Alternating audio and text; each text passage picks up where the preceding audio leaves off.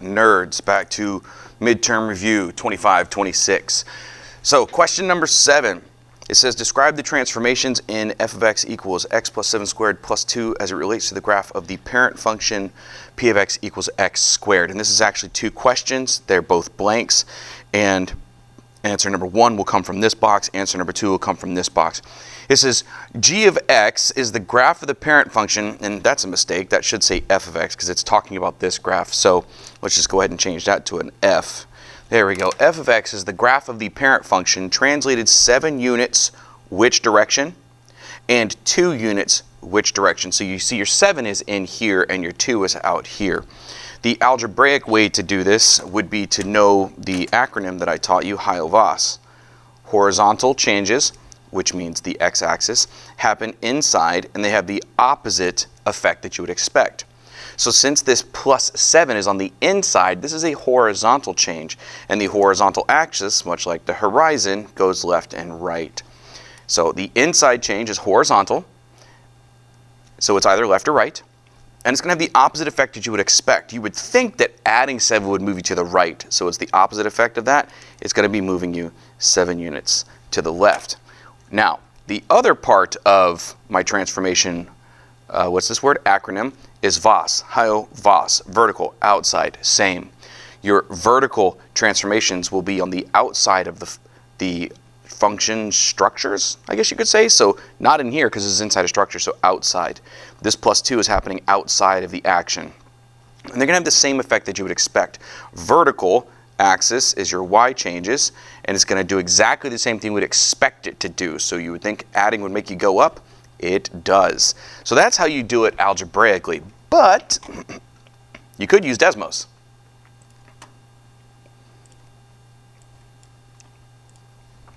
Let's type it in. F of x equals, parentheses, we got x plus 7 out here. Remember, you can use the square button right here, and then we're going to do plus 2. The parent function, which we'll call p of x, because that's what it says on the paper, is just x squared. Great. So you're trying to figure out what would you have to do to this parent graph to get it here. And the easiest way to do that is to look at the vertex. It went from 0, 0 to negative 7, comma 2. So it clearly went left 7, up 2. There it is. So is Desmos fast and easy to use for shifting? Oh yeah. Super fast and super easy for shifting. You just have to make sure you know which one is the parent and which one is the transformed function. Let's get rid of those. Question number 8 is another transformation question. Describe the transformations of this as it relates to its parent function, again, x squared.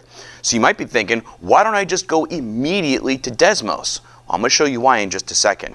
I think that knowing your HIO-VAS rules is going to make your life simpler than what Desmos would. So again, horizontal changes will happen inside your structure. So this minus 5 in here, this x minus 5, this is a change that's happening inside the structure. And the 5 is happening right here. So horizontal changes happen inside, and they have the opposite effect you would expect. So you would think that subtracting 5 would go left. It doesn't. It goes right. Now vertical changes happen on the outside of the structure. So this 3/4 multiplier is outside of the structure. They have the same effect you would expect. So if you take a number and then you multiply it by 3/4, you ask yourself, is that going to make that number smaller or bigger? I hope you instantly just thought it's going to make that number smaller. So that is going to be a compression, not a stretch. So the stretch answers are garbage. And because it's outside, it is vertical outside. Same. That means it is compressed vertically. Now let me throw it onto Desmos and show you why I suggest you know your HIO-VAS rules and not just rely on Desmos. So bring Desmos back up. Okay. My new function was h of x equals, we've got the 3/4. I just used the slash bar on my keyboard for that. Parentheses, x minus 5 quantity squared. I used the keyboard shortcut for exponent, which is the little caret symbol above the 6. And then this one was still the parent function equals x, I'll just use these buttons, squared. Great. Now you can see that the green graph has been shifted to the right 5. But what isn't incredibly obvious is that the green graph is, are you ready for this? Technically shorter than the purple graph.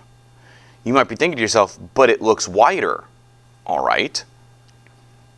If you were to make this thing wider, that means that all of its points are moving away from the y-axis. When you make something shorter, all of your points are getting closer to the x-axis. So the issue here is, how, just by looking, can you guarantee that this graph is shorter and not wider? It's actually really, really tough. So I would suggest, and the reason why it's really, really tough is because its vertex is on the x-axis. If the vertex wasn't on the x-axis, it would be a lot easier to see. But the vertex is on the x-axis, which makes it very difficult to check. So I would suggest not relying on Desmos for everything and actually know a couple things. Know your Heil-Voss rules. Vertical, outside, same effect that you think. Okay? That really is the best way to tackle that one, in my opinion. Number 9, popping right along. Oh boy, this one has 3 blanks. Once again, describing the transformations. It would be great, like I've said in the last 2 equations, if questions, examples, whatever you want to call them, it would be great if you knew your Heil-Voss rules. Now, we just talked about a number being added or subtracted in the inside 2 different times. Horizontal, inside, opposite. So this 5 units, there's the only one that says 5, so we know we're talking about 5 here. It must be this one right here. Because it is on the inside, adding 5 looks like move to the right. It's not, it's moved to the left. So we've got that one down pat. A moment ago, talked about this number on the front as a multiplier. Don't look at the minus sign. Ignore the minus sign for now. We'll get to that, okay? We saw this front multiplier. Vertical outside, same effect. Multiplying by 4. You ask yourself, if I multiply my y values by 4, does that make them bigger or smaller? I hope that you instantly thought, it's going to make my y values bigger, which is what stretching is. And because it's outside, it's vertical. So I'm looking for a stretched vertically result for that 4. But what about the negative sign? Because it's outside, this is saying multiply all your y values by a negative number. So if your y values were positive and then you multiply them by a negative, well, now they're negative y values. For example, if I was right here and I multiplied my y value by a negative number, or -1, it would go down here. If it was down here with a negative y value and I multiplied it by a negative number, it would become positive, which would go up here. So clearly you can see that I moved over the x-axis. So that's reflecting over the x-axis. We'll throw it on Desmos just to get a peekaboo at it.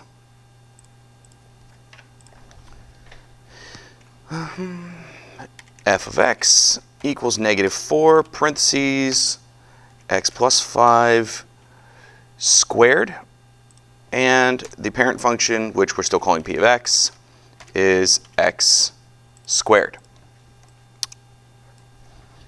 So you can see your vertex, yup, definitely went left 5 units. You could see that you reflected over the x-axis. It used to be pointing up, and now it's pointing down. But again, the struggle with Desmos is, crap, multiplying by 4. Did that make this graph skinny? Or did it make this graph tall? Because this multiplier is on the outside, mathematically we would say that this made the graph tall. It vertically stretched it. So grabbing a graph and stretching it vertically will make it look skinny. See, I'm stretching the y-axis. It's making that graph look skinny. But it didn't actually get skinnier. Technically, what happened was the y-axis got taller. All right? So Again, you want to know your Heil-Voss rules. More transformations. Given the graphs of f of x and g of x, so f of x is this one, this absolute value graph, and this is g of x, and you're told that g of x is a transformed version of f of x, it wants to know what the value of k would be. So what are we looking at? What we're looking at is f's vertex used to be here, and now f's vertex got moved over to here to become g's vertex. Now assuming, and I'm going to say that this is a bad question because of that, assuming that this grid is counting by ones, see there's no scale, so you actually don't know, so bad question. But we're just going to assume it's counting by ones. The green dot had to move to the right 2. Right 2. Horizontal, inside, opposite. Here, plus 5 moved me left. Here, minus 5 moved me right. So if you want to move to the right 2, then this rule here for our transformation would needed to have said x minus 2, because horizontal, inside, opposite. So it wants to know what the k value is. Well, you notice that this says plus, but this says minus. The only way you're going to get it to say minus is if k is a negative number. So k must be the number negative 2. Tricky, tricky. So what this actually is saying is f of x plus negative 2 to get to here. And there it is. Tricky, tricky. No reason to pull Desmos. Boink. Same kind of question. Here we have f of x, and here we have g of x. And what we've been told, sorry, I had a small stroke for a second. What we've been told is that you can get g of x by multiplying your outside by k, and this is another typo. That has to be an x. It doesn't make any sense for it to be a k, because if k is a number, f of k is a number, it is not a graph. So that's a mistake. That's supposed to be an x. I didn't make this thing, so these mistakes are not my fault. Anyway, well, let's talk about it. What would make a graph turn upside down? This one has positive y values. This one has negative y values. I feel like I just discussed that. Oh, that's right, I did. A negative multiplier on the outside will reflect a graph over the x-axis.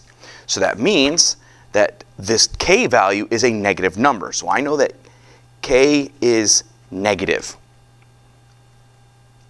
All right, now, because it's an outside multiplier, vertical, outside, same effect you would expect. Ask yourself, and we're talking verticals, and verticals up, down, has nothing to do with left, right. So ask yourself, is g of x a taller graph than f of x? Or is it a shorter graph of f of x?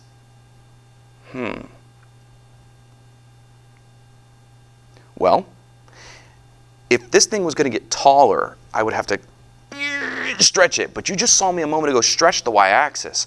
And stretching the y-axis made the graph look skinny. So I am going to go ahead and tell you, because this graph looks wide, and it looks wide, because it looks wide, it's actually shorter. Vertical, outside, same. I must be multiplying by a number that would make something smaller. I already know it's negative. So it's one of these three. So would multiplying by 1.5 make something smaller? Would multiplying by 0.7 make something smaller? Would multiplying by 0.5 make something smaller? Notice it says select all. If you multiply by a number, and don't worry about the negative, we've already handled the negative. If you multiply by a number that is bigger than 1, you have made something larger.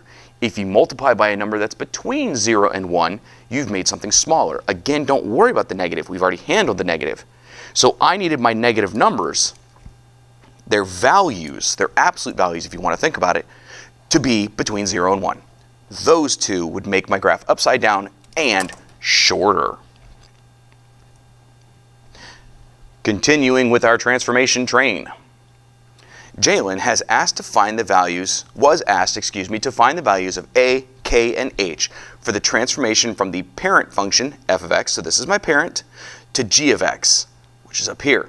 And what you can see is I have a vertical multiplier, because it's vertical outside same, a horizontal shift, remember, horizontal inside opposite, a vertical shift, vertical outside same. How do I know there's shifts? Because all shifting is adding and subtracting. He determined that A was 1/2, K was 2, and H was 5. Determine which of the following statements are true and select all that apply. You know what I'm going to do? Desmos to the rescue. I'm going to go directly to Desmos, and I'm going to type my f of x, which is the parent function, x squared. No, it's not. That one is actually the absolute value function. If you want to know where that is, go to functions, and let's see, track down. Is it in here? Or is it, it's not in here. You know why? I'm stupid. Because it's right here. There we go. Sorry, it's this button right here. Absolute value of x, and then hit it one more time. There you go. So there's your parent f of x. And then we would say that g of x is, we have the 1/2 on the front. Then I'm going to do f of x plus the h value that the question says is 5, closed.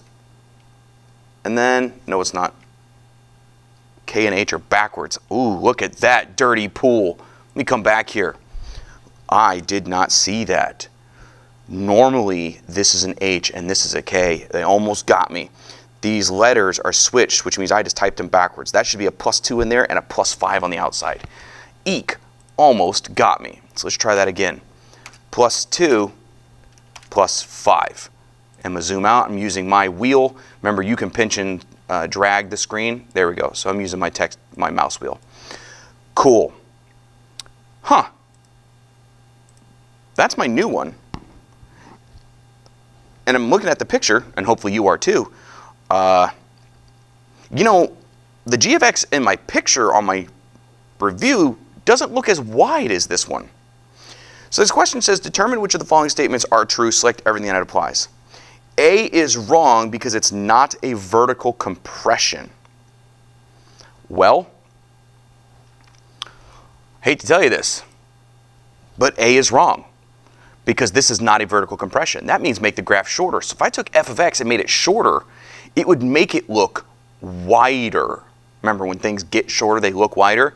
This graph definitely looks skinnier. So it's definitely not a vertical compression. Peace.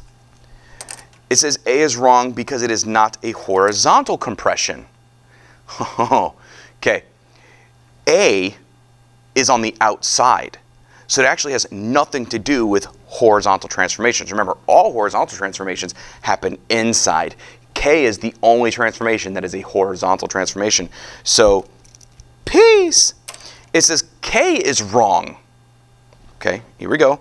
K, right here. This is my my horizontal shift. K is wrong because the horizontal translation is not a positive value. No. I mean, Desmos just showed me.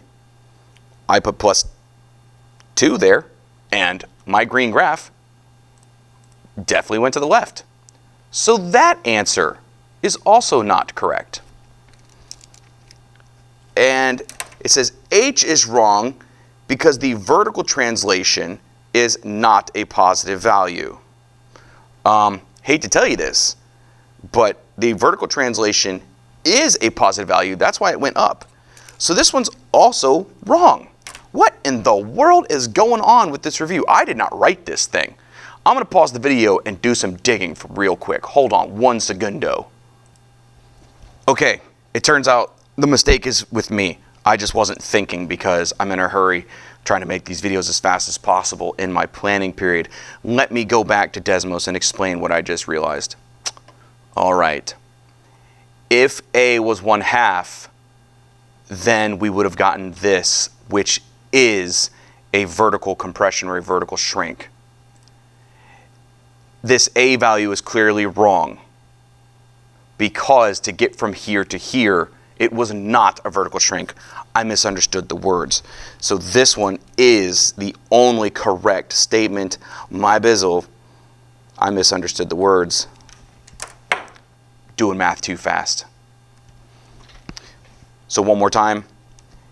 There is no way that A is a number between 0 and 1 because the graph got taller, which means it could not have been a vertical compression. It had to have been a vertical stretch. A would have needed to be a number that was bigger than 1. So there we go. A is a wrong number because this is not a compression. There we go. I'll be all right. I swear I'm smart. I really am.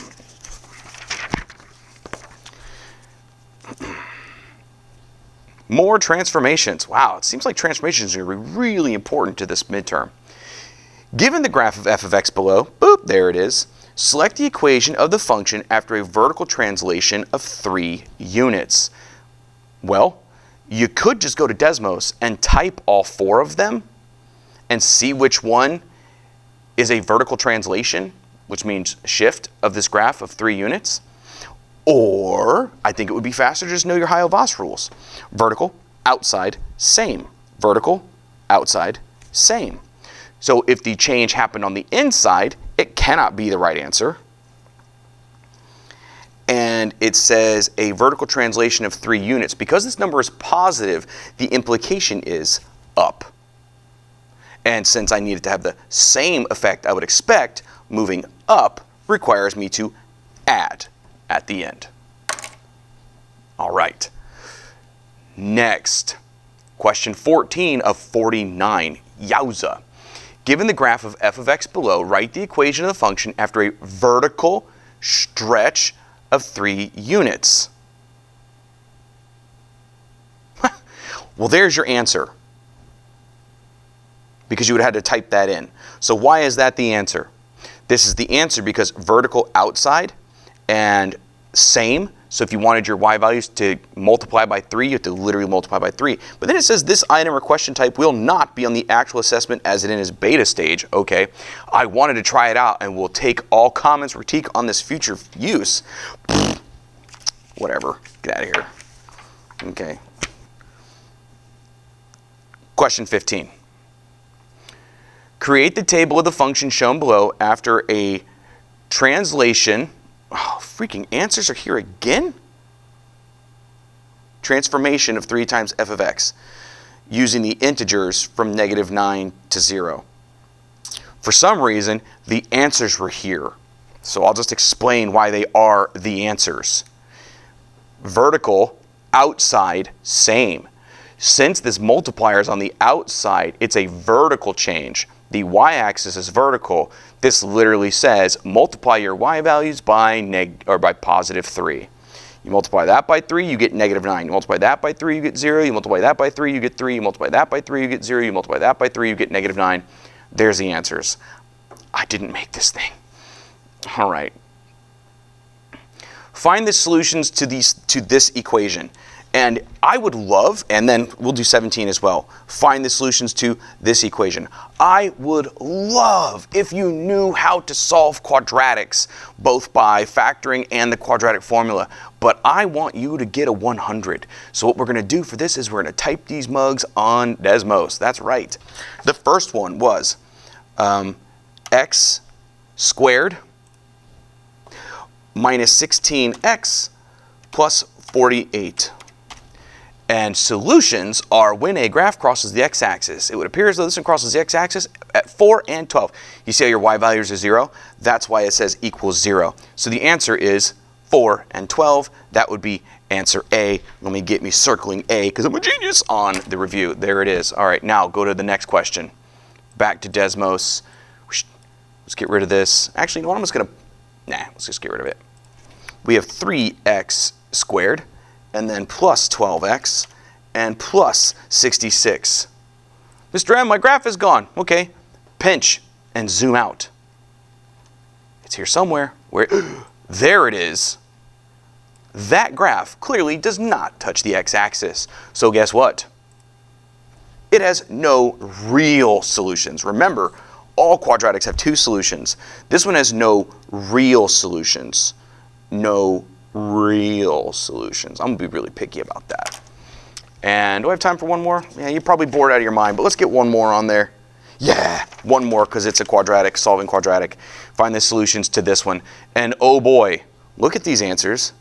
Yuck. You know what these answers tell me? These answers tell me I'm going to have to use the quadratic formula.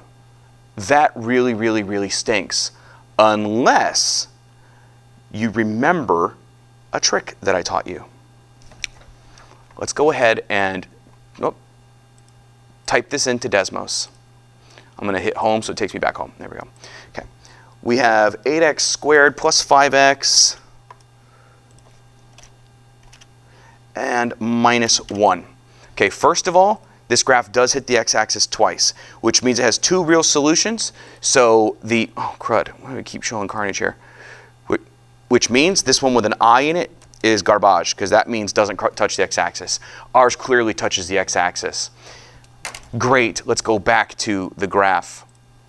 And I'm gonna click on the graph, I'm gonna zoom in a little bit. I'm gonna click on the graph and show you that the axis of symmetry is actually happening at this number right here. That number is a fraction. Now, if you look at these three, please remember that these things are symmetric. That's why it says plus or minus. So this graph has its axis of symmetry at positive 5 over 16. This graph has its axis of symmetry at negative 5 over 16. And this graph has its axis of symmetry at negative 5 over 16. Our graph has its axis of symmetry at a negative number. Therefore, we know that A is a bad answer.